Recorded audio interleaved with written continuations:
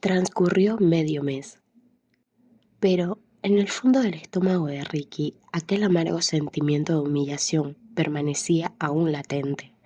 Si cerraba los ojos veía la imagen de la fría belleza de Yaso, como si estuviera grabada en sus párpados.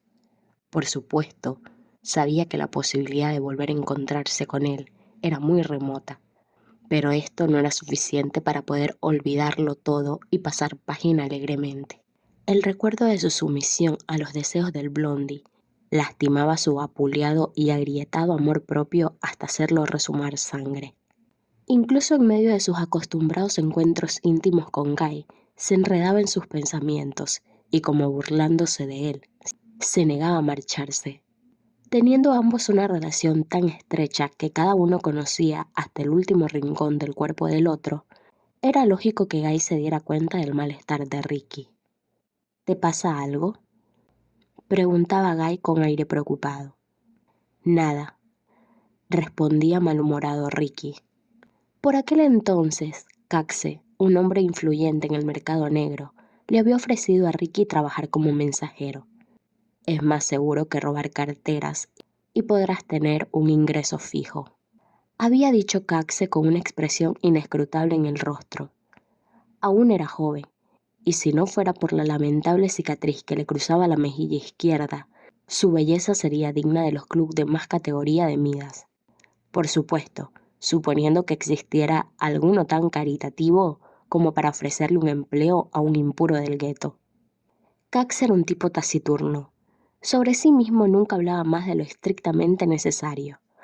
Acerca de cómo se había hecho esa cicatriz en el rostro y de cómo había logrado salir del gueto para hacerse de una posición influyente en el mercado negro, Ricky solo conocía rumores. La cicatriz en la cara de Caxe parecía una silenciosa advertencia del precio a pagar por salir del gueto. ¿Estás dispuesto a correr el riesgo?, parecía preguntarle. Ricky lo aceptaba de buena gana.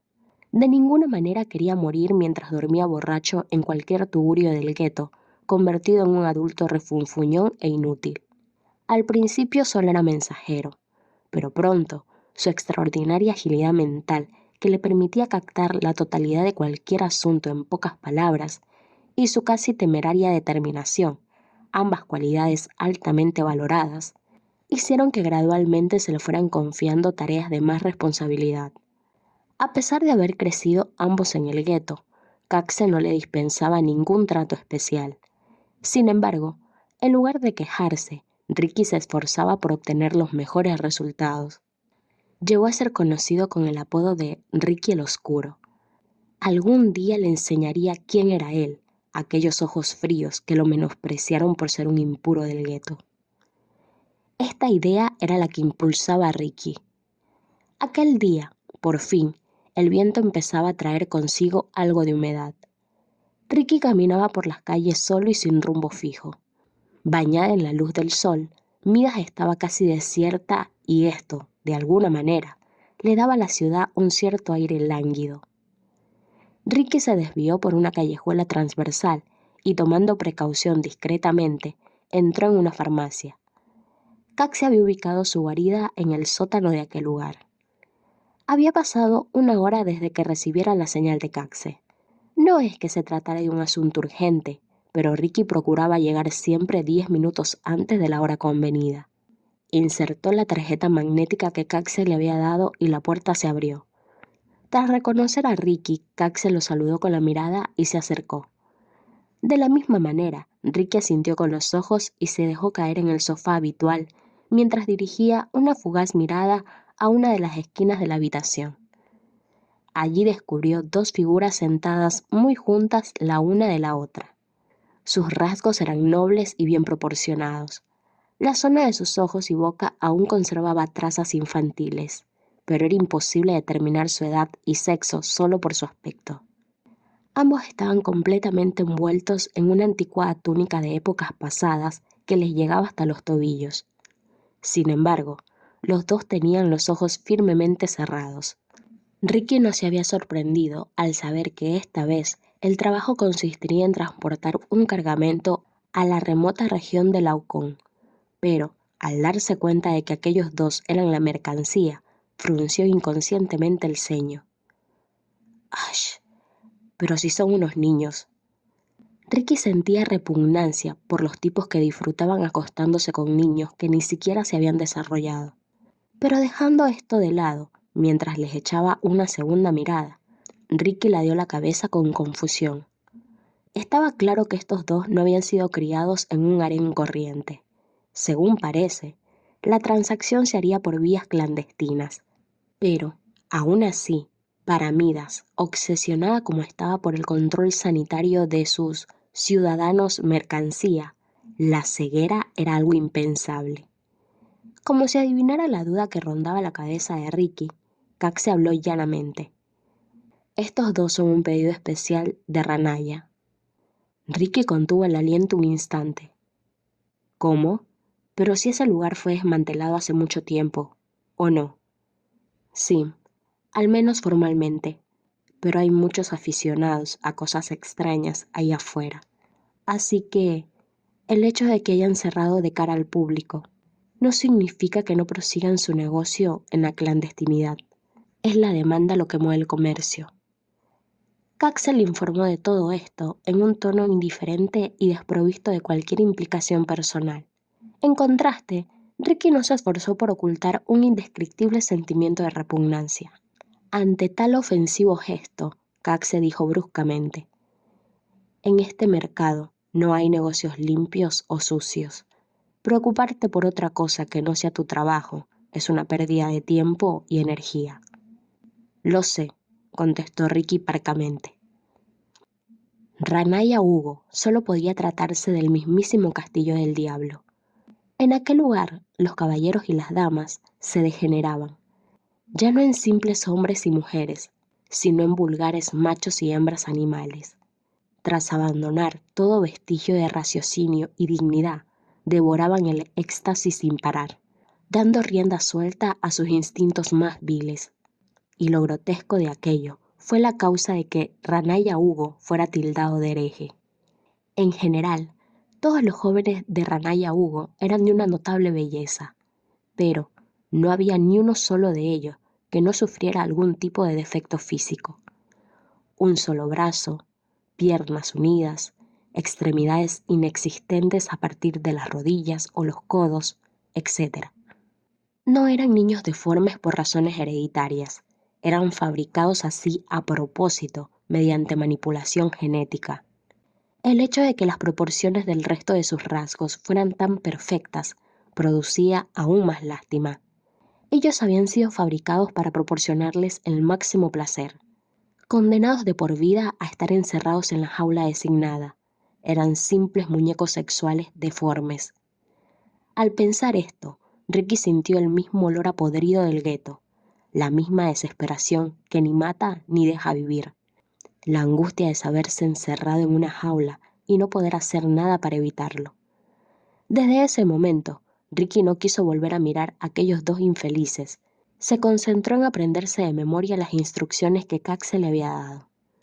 Durante este tiempo, los trató como si fueran simple mercancía. Los atendía de forma mecánica, sin hablar más de lo necesario con ellos. Sin conocer otra vida que la de la jaula a la que están destinados, estos pobres muñecos ni cantan ni ríen, ni siquiera lloran. Aceptan lo inevitable con un suspiro. Si no se espera nada, no hay motivo para la desesperación, parecían estar diciendo. Una semana después, Ricky se fue de jolgorio con sus colegas para desahogarse y librarse de la pesadumbre. Sentía que si no hacía algo por el estilo, terminaría muriéndose de melancolía. Cuando estuvo lo suficientemente alegre, se dirigió a hacer una visita a Guy, al que hacía mucho que no veía. No entraba en absoluto en sus planes el emborracharse hasta perder el tino, pero sabía que si no se metía algo en el cuerpo, no sería capaz de mirar a Guy a la cara. No es que hubieran roto su relación, pero se habían distanciado casi hasta ese punto. A estas alturas, Ricky no tenía ninguna intención de arrepentirse de su egoísmo, pero la sensación de que algún día tendría que pagar por ello permanecía como una notoria sombra en su corazón. Sin embargo, Guy, sin reprocharle nada en absoluto, lo recibió tan cálidamente como siempre. Algún día saldré de aquí, Guy. Ya lo verás, dijo para animarse a sí mismo a no retroceder ante nada. Guy miró a Ricky durante un instante como para sondear el significado de esas palabras y luego dejó escapar una frase pausadamente. Supongo que así será. Su apacible tono de voz se convirtió en un susurro en el que persistía un halo de tristeza. Un blondie de Tanagura del que ni siquiera conocía el nombre, para Ricky, que brillaba con luz propia en el mercado negro. Aquello representaba una denigrante mancha en su expediente. En sus ratos libres, cuando la tensión se aflojaba de su cuerpo, la imagen de aquella sagaz belleza se colaba furtivamente en sus pensamientos. Cada vez que esto sucedía, Ricky se mordía los labios y decía: algún día, tenlo por seguro. Y un día, Ricky volvió a ver a Jason. Fue donde menos se lo esperaba, en un asiento durante una subasta en el mercado negro. Solo que el peinado era distinto. Lucía el cabello corto y castaño, pero la fría belleza que asomaba bajo aquellas gafas oscuras era inconfundible para Ricky. Es aquel cabrón. Sin terminar aún la subasta, Jason desapareció por una puerta pintada de negro situada al fondo del lugar. Pero, desde el mismo momento en que le dio la espalda para dirigirse hacia la puerta, Ricky ya había echado a correr en pos de él. Al perseguirlo, Ricky no tenía ningún propósito definido, pero es que le intrigaba saber por qué el blondie se había presentado disfrazado en una subasta del mercado negro, y a dónde se proponía ir ahora. Jason caminaba ágilmente, y Ricky, para no perderlo de vista, continuó la marcha al trote. Absorbido por la excitación de ir persiguiéndolo, Ricky parecía no percatarse de que, a sus pies, el suelo iba gradualmente cambiando de color. Jason giró a la derecha al llegar a una esquina e inesperadamente desapareció del campo visual de Ricky. Un poco más adelante del lugar por donde había desaparecido el blondie, se hallaba una puerta negra. A primera vista parecía una puerta de construcción realmente antigua, de las que uno ya está esperando escuchar el chirrido al tirar de ella para abrirla. Ricky sintió que se le erizaba la piel, y sin darse cuenta tragó saliva. Para hacer la puerta de un pasillo de tinte tan inorgánico, más que discordante, era bastante siniestra. Una ligera vacilación brotó en el corazón de Ricky, pero, al final, la curiosidad pudo más que el desasosiego. Respiró profundamente y tiró del pomo con decisión. El interior estaba sumido en una misteriosa oscuridad azul. Era un mundo azulado silencioso en el que no existía cielo ni tierra, y la vista parecía perderse en el infinito. Durante un momento, Ricky se quedó allí de pie, abstraído. Entonces, por el rabillo del ojo, creyó ver algo chapotear, y volvió sobresaltadamente en sí. Pero, aunque dirigió precipitadamente la mirada hacia allí, no encontró ni siquiera una sombra que perturbara aquel abismo. ¿Lo habré imaginado?, se dijo Ricky dando un suspiro de alivio. Tenía la impresión de haber sido engullido en cuerpo y alma por aquella extraña atmósfera. ¿Qué me pasa? Esto no es propio de mí. Ricky sonrió con una torpe mueca, como burlándose de sí mismo por lo nervioso que estaba. Pero la sonrisa se le borró bruscamente de los labios. Inmersa en aquella cima de color cerúleo oscuro que parecía abrirse bajo sus pies, una extraña criatura alzaba la vista hacia él. Sus ojos dorados y de pupilas oblicuas como las de los gatos, sin pestañear siquiera, observaban a Ricky con avidez. Sus cabellos verdes ondeaban suavemente y su piel era perturbadoramente blanca. Mejor dicho, su espeluznante palidez procedía de las escamas plateadas que cubrían todo su cuerpo. Al darse cuenta de ello, Ricky sintió escalofríos. Un grito se quedó atrapado en su garganta, sin llegar jamás a transformarse en sonido, mientras pequeños espasmos sacudían sus torpes piernas. A pesar de ello, finalmente pudo romper aquellas invisibles cadenas que lo inmovilizaban, impidiéndole casi respirar, y echó a correr dando traspiés. Pero, por más que forzaba la vista, no divisaba nada que se pareciera a una salida. Cuando Ricky comprobó que también la puerta por donde había entrado había desaparecido sin que se diera cuenta, sintió que el cuerpo se le congelaba hasta la médula y se quedó en el sitio totalmente paralizado. Entonces, el sonido de una profunda y amortiguada risa se elevó en el ambiente reverberando en todas las direcciones, de manera que era imposible descubrir de dónde procedía. Ricky tuvo la impresión de que unas garras se hundían en su corazón y advirtió que la mitad inferior de su cuerpo temblaba convulsivamente.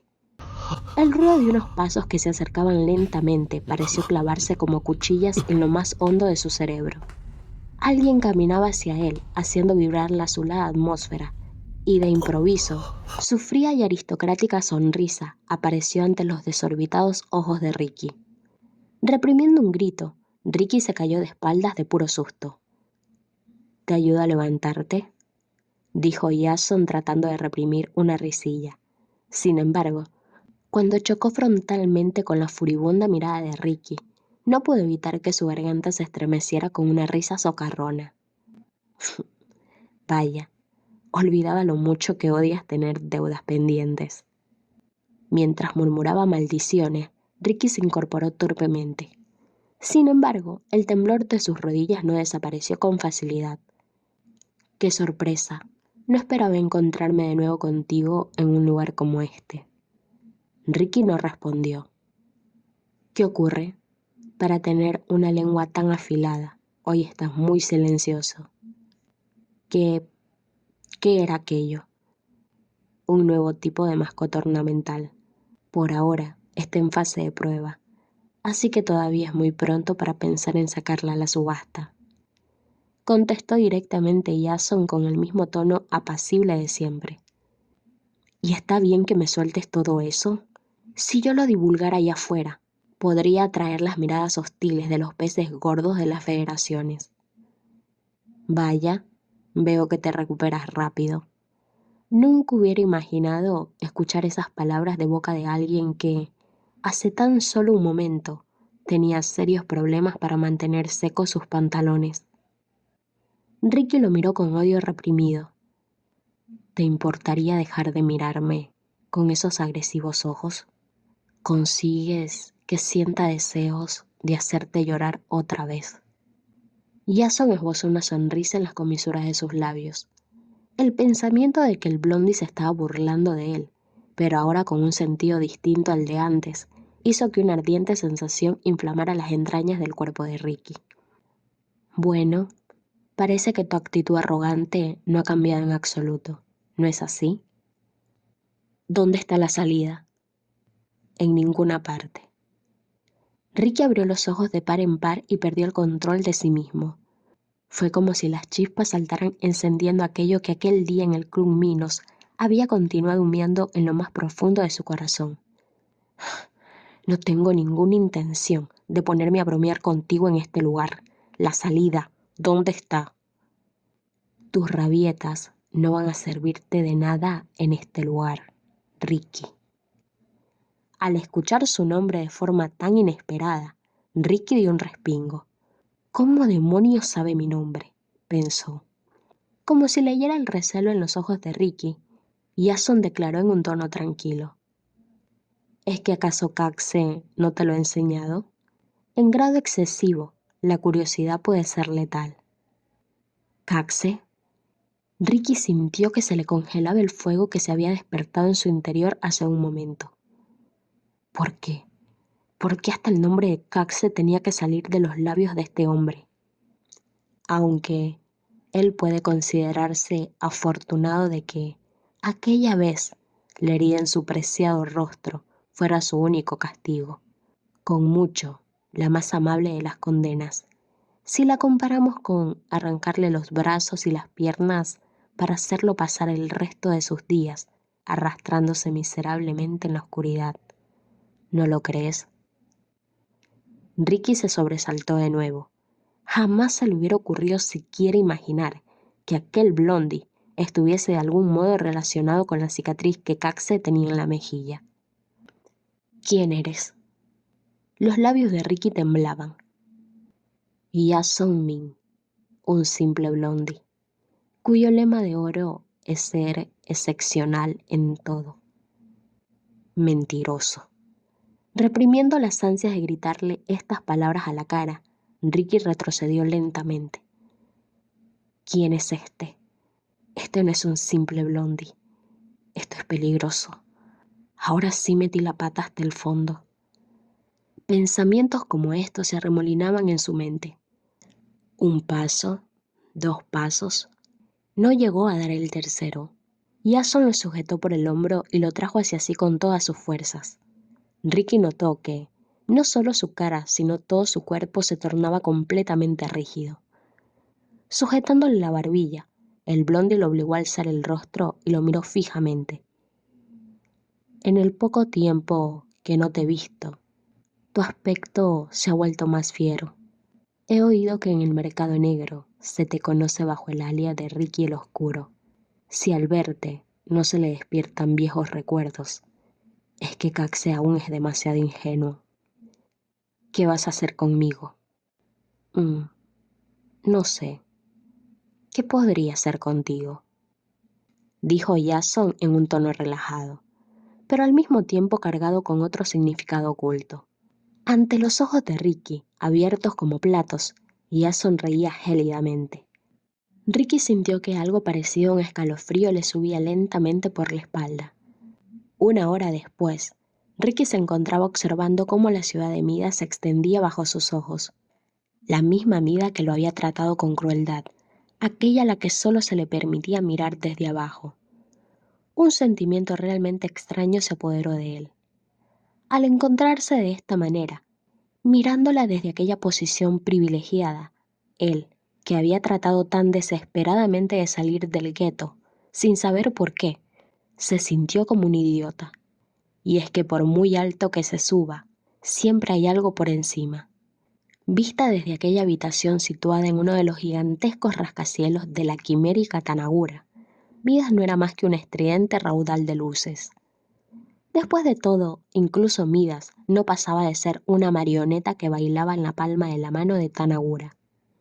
El vaso que le había sido servido al momento de entrar, hace mucho tiempo que estaba vacío. ¿Hasta cuándo piensa tenerme aquí esperándolo? Incapaz de controlar sus nervios, Ricky chasqueó la lengua. Hacerlo esperar en un sitio donde se sentía tan fuera de lugar era una tortura. El hecho de no conocer las verdaderas intenciones de Jason también lo mortificaba, y ello hacía crecer aún más su impaciencia. Mientras tanto, Jason ya se había puesto cómodo, con su habitual elegancia, en otra habitación. Estaba sentado holgadamente en un amplio y mullido sofá, mientras observaba una pantalla que tenía ante él. Allí estaba la imagen de Ricky frunciendo los labios. Al cambiar la posición de un interruptor que tenía a mano, instantáneamente el rostro de Ricky apareció en primer plano. Aquellas pupilas de un profundo color negro se estremecían con una sombra de inquietud, y cualquiera que la viera se daría cuenta de que estaba tratando de reprimir la exasperación que le consumía las entrañas. Cuando restableció la pantalla a su estado anterior, vio que Ricky se desquitaba pateando un sofá con todas sus fuerzas. Sin quererlo, una risita hizo vibrar la garganta de Yaso. «Oye, ¿va en serio?», dijo una voz a su espalda, con el tono desafiante del que exige una respuesta.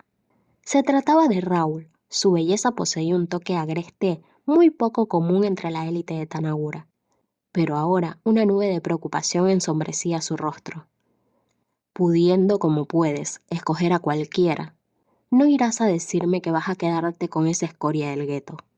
Un macho sin ningún tipo de instrucción ni control no será más que una fuente de problemas.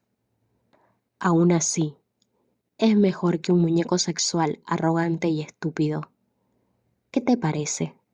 Mira esa actitud arisca, rudo, soez, desaliñado. ¿No crees que vale la pena entrenarlo? Tener de vez en cuando una mascota poco convencional puede resultar divertido. Eres libre de elegir a quien te plazca, pero si conviertes a ese en tu mascota, el nombre de Jason Min se verá deshonrado». «Yo no estoy tan seguro de eso. Creo que con un poco de entrenamiento podré hacer de él una mascota bastante interesante». Te veo muy seguro de ti mismo. ¿Qué pasará si no logras nada con él? En tal caso, le haré algunos arreglos en el cerebro para transformarlo en un dócil muñeco sexual y después lo venderé en el mercado negro. Tras hacer impasiblemente esta afirmación, Jason volvió a dirigir sus ojos hacia la pantalla.